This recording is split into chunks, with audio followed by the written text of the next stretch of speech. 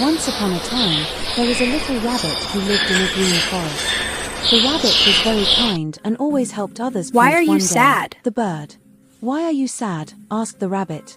Bird asked the wee bit hungry and I cannot find food, said the bird. The rabbit shared his carrots with the simple bird. The bird became happy and thanked him. The rabbit fell into a deep pit. Simple bird come to help. The simple bird helped the rabbit come out safely. The pit. The rabbit smiled and the small bird simmer and going to home.